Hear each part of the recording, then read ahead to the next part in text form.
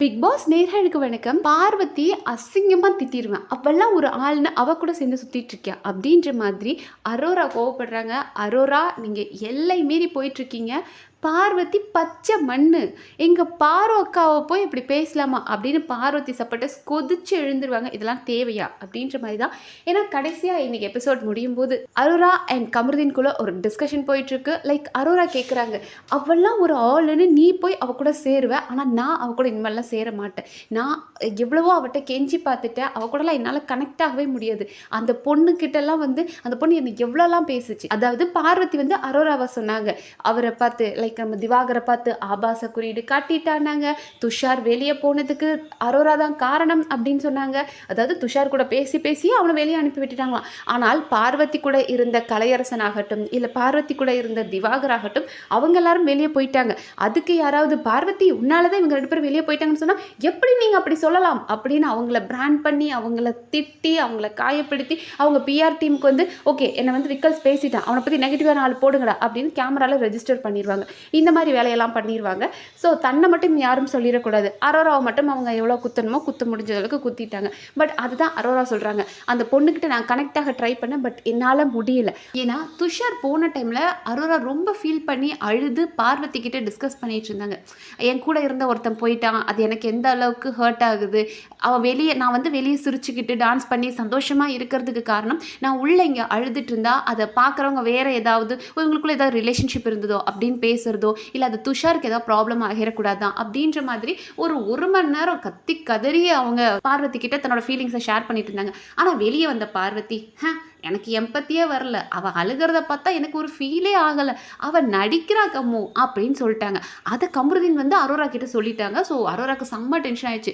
என் ஃபீலிங்ஸை இன்னும் உனக்கு மதிக்க தெரிலனா, எனக்கு உன்னோட ஃபீலிங்ஸ் எனக்கு புரியலன்னு எந்திரிச்சு போயிருக்கலாம், ஆனால் நான் சொல்கிறதெல்லாம் ஊன்னு கேட்டுட்டு அதுக்கப்புறம் போயிட்டு எனக்கு எம்பத்தியே வரலன்னு சொல்கிறா, அவளாம் என்ன ஆளு அப்படின்ற மாதிரி அரோரா செம்ம டென்ஷன் ஆயிட்டாங்க. ஆனால் அவ கூட கனெக்ட் ஆகி என் ஃப்ரெண்டு நீ அவ கூட போய் கனெக்ட் ஆன அப்படின்னா நான் உன் கூட இனிமேல் கண்டினியூ பண்ண மாட்டேன்.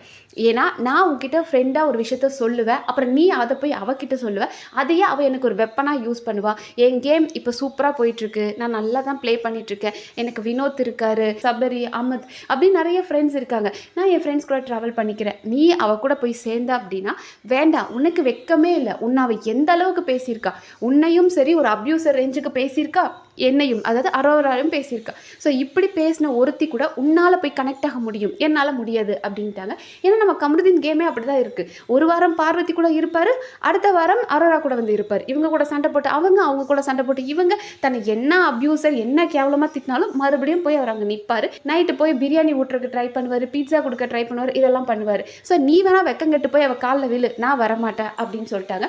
அது சூப்பர். அரோரா அவங்க கேமை பார்த்துட்டு போயிருக்கலாம். ஆனால் இந்த இடத்துல அரோரா இதை சூப்பராக சொல்லி முடிச்சிருக்கலாம், இது ஒரு க்ளோஷராக முடிச்சிருக்கலாம். ஓகே கம்மு, உனக்கு அவங்கள பிடிச்சிருக்கு அப்படின்னா நீ பேசு, என்ன வேணாலும் பண்ணு, பட் இதனால் என்னோட கேரக்டரோ இல்லை என்னோட கேமோ ஸ்பாயில் ஆக வேண்டாம், உனக்கு அவங்கள பிடிச்சிருந்தா நீ பார்த்துக்கோ அப்படின்னு சொல்லி அவங்க அதை கட் பண்ண ட்ரை பண்ணலை.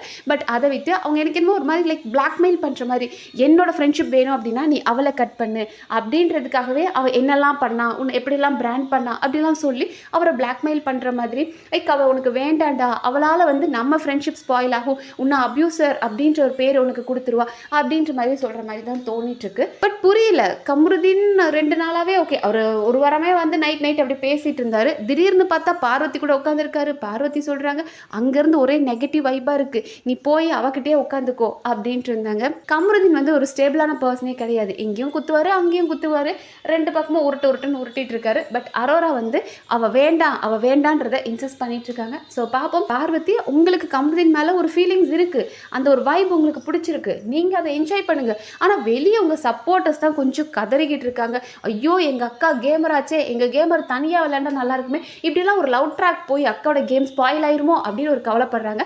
மக்களே நீங்கள் அந்த கவலையெல்லாம் பட வேணாம். அக்கா ஒன்றும் அப்படியே உண்மையாக லவ் பண்ணி அந்த ஃபீலிங்ஸ்க்காக கேமை தொலைக்கிற ஆள்லாம் கிடையாது. கேமுக்காக மட்டும்தான் இந்த லவ்வே.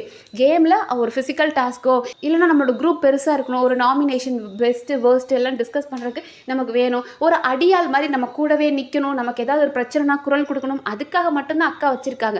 ஸோ இதுக்காக உங்கள் அக்கா கேமெல்லாம் தொலைச்சிட மாட்டாங்க, கூட இருக்கிறவங்க வேணால் தொலைச்சி கட்டுவாங்க, இதை மட்டும் தான் பண்ணுவாங்க. ஸோ பார்ப்போம் இந்த வாரங்களில் மறுபடியும் இந்த சக்காலத்தி சண்டை தலைவிரிச்சு ஆட போடுது அப்படின்றது புரியுது. ஏன்னா ஒரு பக்கம் அரோரா செம்ம வெறியில் இருக்காங்க, இன்னொரு பக்கம் பயங்கர ஃபார்மில் பார்வதி இருக்காங்க. ஸோ பார்ப்போம் இது எந்த அளவுக்கு ட்ராவல் ஆகுது அப்படின்றது. அண்ட் இந்த வீடியோ உங்களுக்கு பிடிச்சிருந்தா சப்ஸ்கிரைப் பண்ணி சப்போர்ட் பண்ணுங்கள். நன்றி.